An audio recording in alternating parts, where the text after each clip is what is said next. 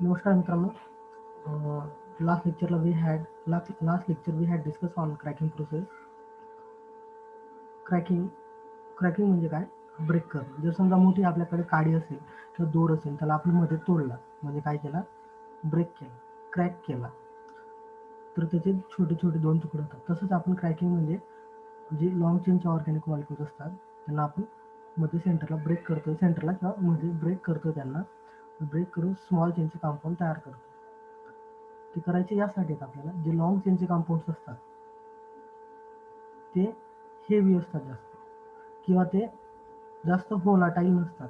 समजा small चेनचा compound असेल, 5-6 chain length असेल, स्मॉल चेनचा कंपाऊंड जशी जशी चेन लेंथ स्मॉल होत जाते तसा तसा कंपाऊंड व्होलाटाईल होत जातो, गॅसेस फॉर्ममध्ये होत जातो. जशी जशी चेन लेंथ वाढत जाते तसा तसा तो लिक्विडमध्ये होत जातो, नंतर विस्कस लिक्विड, नंतर अजून चेन लेंथ मोठी झाली की तो जास्त सॉलिड होतो.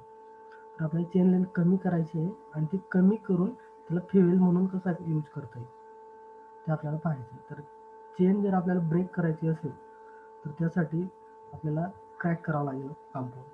तर क्रॅक करण्यासाठी 3 प्रोसेस आहेत. पहिली प्रोसेस आहे थर्मल क्रॅकिंग, दुसरी क्रॅकिंग आहे कॅटॅलिटिक क्रॅकिंग, आणि तिसरी हायड्रो क्रॅकिंग. तर थर्मल क्रॅकिंग आपण मागच्या लेक्चरला समजून घेतलं. थर्मल यामध्येच शब्दामध्येच मिनिंग आहे. थर्मा मीन्स हीट. आपण हीट देऊन एखादा लॉंग चेनचा मॉलिक्यूल जर ब्रेक करत असू, त्याला क्रॅक करत असू, तर त्या क्रॅकिंगला म्हणतो आपण थर्मल क्रॅकिंग. दुसरं एक्झाम्पल आहे कॅटॅलिटिक क्रॅकिंग. कॅटलिस्ट यूज करून एखादा एक्सटर्नल कॅटलिस्ट, बाहेरचा कॅटलिस्ट यूज करून जर लॉंग चेनचा कंपाऊंड स्मॉल चेनमध्ये ब्रेक केला, स्मॉल चेनमध्ये कन्वर्ट केलं, तर त्या क्रॅकिंगला आपण म्हणतो कॅटॅलिटिक क्रॅकिंग. नंतर हायड्रो क्रॅकिंग. हायड्रो क्रॅकिंग म्हणजे काय? हायड्रोजनेशन करून, हायड्रोजन ॲड करून लॉंग चेनला जर ब्रेक केला, आपण स्मॉल चेन तयार केली आणि ते स्मॉल चेन फ्युएलमध्ये आपण यूज करतो, त्याला म्हणतो आपण हायड्रो क्रॅकिंग. हायड्रोजन यूज करून जी क्रॅकिंग केलेलं असेल, जे कंपाऊंड क्रॅक करतो आपण, त्यांना आपण म्हणतो हायड्रो क्रॅकिंग. प्रोसेसला म्हणतो, पूर्ण कंप्लीट प्रोसेसला म्हणतो, त्या प्रोसेसला हायड्रो क्रॅकिंग. आता आपण लास्ट लेक्चरला थर्मल क्रॅकिंग पाहिलं.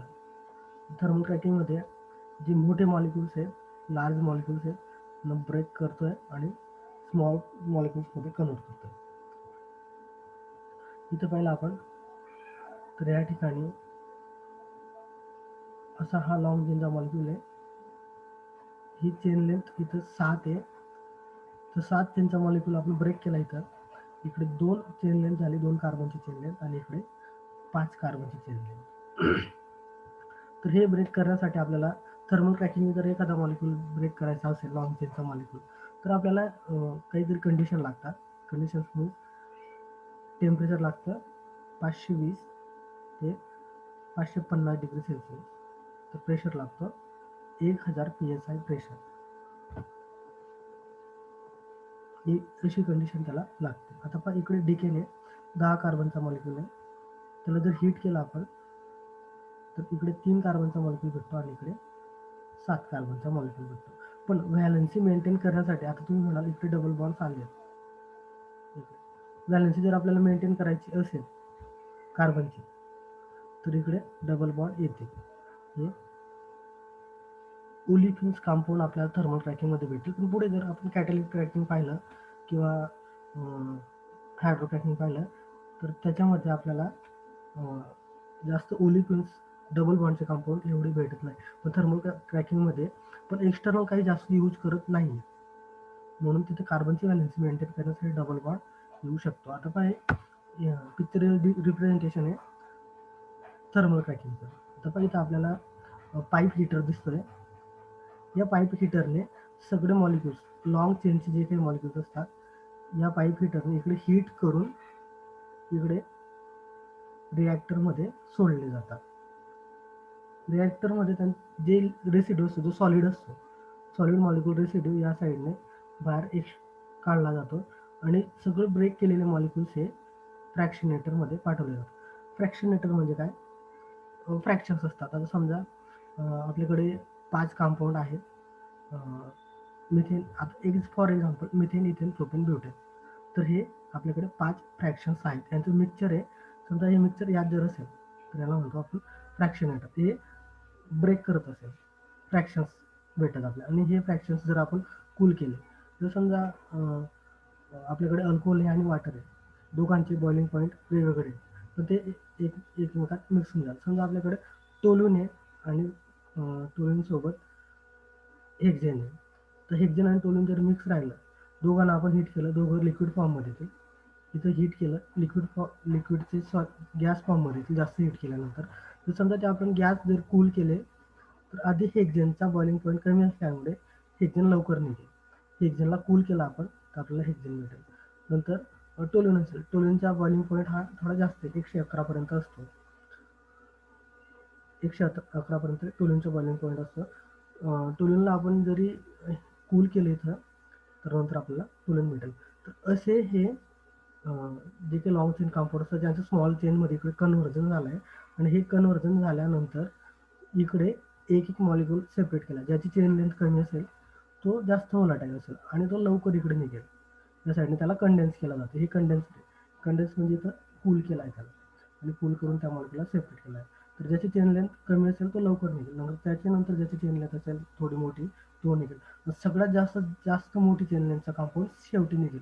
म्हणजे अनरिॲक्टेड असतील ते या ठिकाणी शेवटी असतील, आणि अनरिॲक्टेड या साईडने सेपरेट करून त्यांना पुन्हा रिकंबाईन इकडून रिसायकल केलं जातं.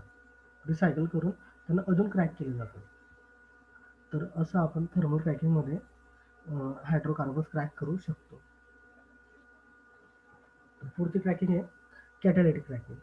आता पहा, थर्मल क्रॅकिंगमध्ये काही यूज केलं नाही आपण. कॅटॅलिटिक क्रॅकिंगमध्ये कॅटॅलिस्ट यूज करतो. कॅटॅलिस्टचं काम काय असतं, एखादी रिॲक्शनचा रेट वाढवणं आणि आपण स्वतः मात्र अनचेंज राहणं. तो रिॲक्शनचा रेट वाढवतो. जे काही कंडिशन्स असतात टेम्परेचर आणि प्रेशर, हे आपण कॅटलिस्ट जेव्हा आपण यूज करतो तेव्हा आपल्याला एनर्जी कमी लागते. टेम्परेचर म्हणा, प्रेशर म्हणा, आणि यील्ड जे प्रॉडक्ट असतो आपल्याला, यील्ड हे जास्त भेटतं. तर कॅटॅलिटिक क्रॅकिंगमध्ये इकडं कंडिशन दिली आहे, टेम्परेचर 450 to 520 डिग्री सेल्सिअस एवढं त्याला टेम्परेचर लागतं. प्रेशर दिला आहे 0.1 to 0.2 EMP, means near about 1 ॲटमॉस्फिअरिक प्रेशरपेक्षाही थोडं कमी एवढा प्रेशर दिला आहे. आणि कॅटॅलिस्ट यूज केला आहे त्यांनी क्रिस्टलाइन ॲल्युमिनोसिलिकेट. हा कॅटॅलिस्ट यूज करून क्रॅकिंग करतो, त्याला आपण म्हणतो कॅटॅलिटिक क्रॅकिंग. आता कॅटॅलिटिक क्रॅकिंग केल्यामुळे काय होतं, आपण थर्मल क्रॅकिंग केलं त्यामुळे डबल बॉन्डचे कंपाऊंड आपल्याला भेटत होते जास्त, आणि ते डबल बॉन्डचे कंपाऊंड पेट्रोल म्हणून किंवा जे ऑक्टेन नंबर म्हणून जास्त करू शकत नाही. जे सिंगल बॉन्डचे कंपाऊंड असतील आणि जे ब्रांच कंपाऊंड असतील ते ऑक्टेन नंबर वाढवतात. तर थर्मल क्रॅकिंगने जे काही भेटणार आहे त्यांचा ऑक्टेन नंबर जास्त नसेल, पण कॅटॅलिटिक क्रॅकिंगने जे काही भेटतं त्याचा ऑक्टेन नंबर नक्कीच जास्त असेल. Because the olefin obtained from catalytic cracking is less and branch hydrocarbons are more. That's why octane number of catalytic cracking is near about 80, and octane number of thermal cracking is near about 72. Then next point, हायड्रोक्रॅकिंग. आता हायड्रोक्रॅकिंगमध्ये नेमकं काय असतं, जी long chain असते दोघं एक bond break करून hydrogen add केलेला असतो. हायड्रोजन यूज करून जे क्रॅक केलेलं असतं कंपाऊंड त्यांना म्हणा हायड्रोक्रॅकिंग. आता पहा इकडे दिसतंय आपल्याला हायड्रोक्रॅकिंगमध्ये एक हायड्रोक्रॅकिंग करत असताना इथे कंडिशन दिली त्यांनी, hydrogenation at high pressure and low temperature in presence of dual functional catalyst such as nickel on silica alumina. हा कॅटलिस्ट यूज करून हायड्रोक्रॅकिंग हे केलेलं असतं.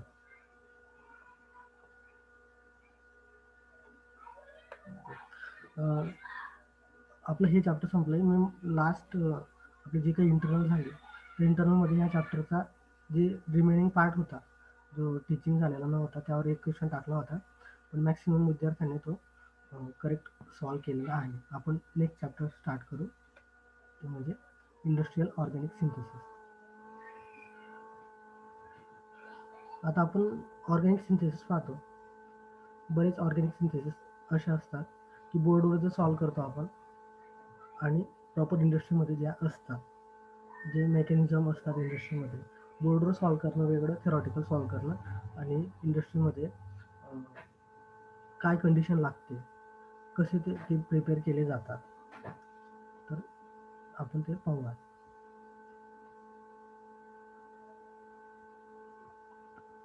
इंडस्ट्रियल केमिस्ट्री म्हटल्यानंतर इंडस्ट्रियल ऑर्गॅनिक सिंथेसिस या 4 मेन एरियामध्ये डिवाइड केलेली आहे: polymers, petrochemical, synthetic materials and miscellaneous materials.